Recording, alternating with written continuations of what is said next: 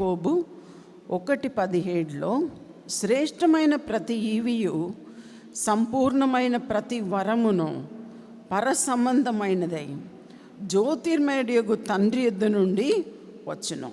ఆయన యందు ఏ సంచలత్వమైన గమనముల వలన కలుగు ఏ ఛాయ అయినను లేదు.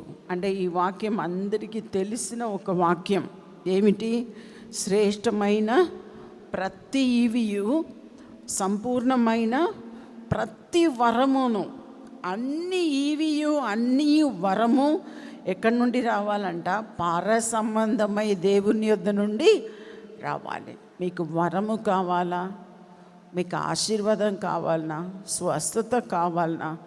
విడుదల కావాలన్నా? ఇవన్నిటికీ దేవుని యొద్ద మీరు అడగాలండి.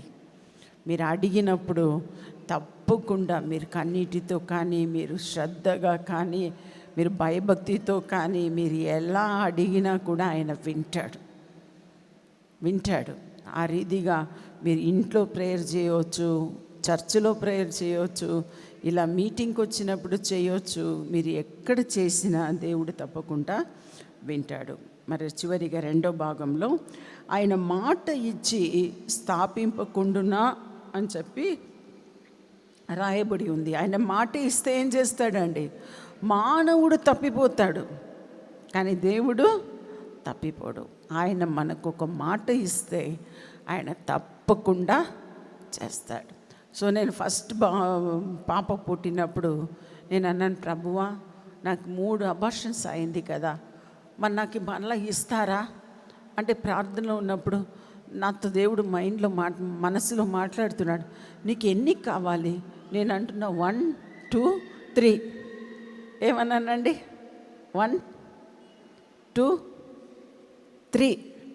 3 అంటే 3 అని చెప్పానండి. చెప్పినాను, మరి తర్వాత ఎన్ని రోజులు గుర్తుందో తెలియదు. కానీ ఎంత అద్భుతం అంటే, ఆ మొదటి బిడ్డ పుట్టిన తర్వాత ఇంకొక బాబు పుట్టు చనిపోయాడు.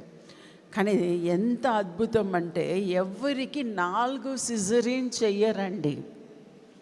4 సిజరీన్ చెయ్యరు. కానీ నాకు 3వ సిజరీన్ అయిపోయినాక ఆ డాక్టర్ యాస్మిన్ అని ముస్లిం డాక్టర్, ఆ మన్నది నీకు 2 కొడుకులు చనిపోయారు కదా, నేను ఇంకొక ఛాన్స్ నీకు ఇస్తా అని చెప్పి ఆ డాక్టర్, నేను ట్రీట్మెంట్కి పోయేటప్పుడల్లా ఆమె దిగి వస్తుంది కిందికి.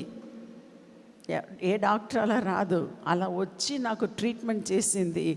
నా కోసమే దేవుడు అక్కడ ఈ యాపిల్ హాస్పిటల్ అని ఒక హాస్పిటల్ ఉండే, ఇప్పుడు లేదనుకుంటా, అది యాపిల్ లాగానే ఉంటుంది ఆ హాస్పిటల్. ఆ హాస్పిటల్ ఇక్కడే మన వరంగల్లోనే. ఆమె దిగి వచ్చి నాకు ట్రీట్మెంట్ ఇచ్చింది. ఎంత అద్భుతంగా అంటే, ఈ శామ్ ఆ హాస్పిటల్లోనే పుట్టాడు. అద్భుతంగా ఆ డాక్టర్ నాకు మంచి ట్రీట్మెంట్ ఇచ్చింది. ఆల్మోస్ట్ ప్రసవానికి ఎవరు 3 రోజుల కన్నా ఎక్కువ ఉండరు. నేను దాదాపు 7-8 రోజులు ఉన్నాను హాస్పిటల్లో. నడవడానికి బలం లేకుండా పోయింది, డయాబెటిక్ని బట్టి. అలా చాలా కష్టపడి దేవుడు నాకు ఒక కుమార్ని ఇచ్చాడని చెప్పి చాలా సంతోషపడ్డాను. దేవుడు అద్భుతంగా మా కుటుంబాన్ని నిలబెట్టాడు. హల్లెలూయా. వాగ్దానం చేసిన దేవుడు నమ్మదగినవాడు. మీకు ఏదైనా దేవుడు వాగ్దానం చేసి ఉన్నాడా? తప్పకుండా నెరవేరుస్తాడండి. హల్లెలూయా. మీకు ఏ వాగ్దానమైనా చేసి ఉన్నా తప్పకుండా నెరవేరుస్తాడు. మీకా 7:19లో ఆయన మరల మన యందు పడును, మన దోషములను అణచివేయును, వారి పాపములన్నిటినీ సముద్రపు అగాధములో నీవు పడవేసితివి. చూడండి ఎంత మంచి దేవుడు కదా. మన పాపములను ఏం చేస్తాడంట? అగాధంలో పడవేస్తున్నాడంట. అగాధంలో పడవేస్తున్నాడు. అగాధములు అంటే సముద్రపు అగాధములో మన పాపములను, మన దోషములను, మన అతిక్రమములను, మన అక్రమములను, మన కీడులను అన్నిటినీ ఆయన పడవేస్తూ ఉన్నాడు. అక్కడ రాయబడి ఉంది, మన యందు జాలిపడును, మన దోషములను అణచివేయును, వారి పాపం అన్నిటినీ సముద్రపు అగాధములు నీవు పడవేతువు. పూర్వకాలమున నీవు మా పితరులైన అబ్రహాము యాకోబుకు ప్రమాణము చేసిన సత్యమును. అబ్రహాముకు యాకోబుకు, అబ్రహాంకి ఏమి వాగ్దానం చేశాడు దేవుడు? బయటికి తీసుకుపోయి ఆకాశంలో ఉన్న నక్షత్రములన్నీ చూపించాడు.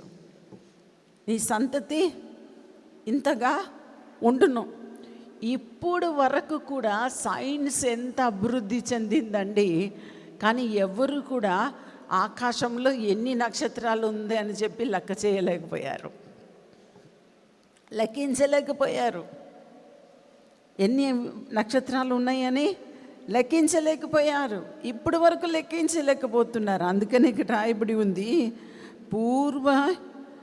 పూర్వకాలమున నీవు మా పితరులైన అబ్రహాము యాకోబుకు ప్రమాణం చేసిన సత్యమును కనికరమును నీవు అనుగ్రహింతువు. అంటే ఎలా అంట, నక్షత్రము వలె అని చెప్పి రాయబడి ఉంది. దేవుడు ఏం చేశాడంట, ఆకాశ నక్షత్రము వలె మనల్ని ఆశీర్వదించాడు.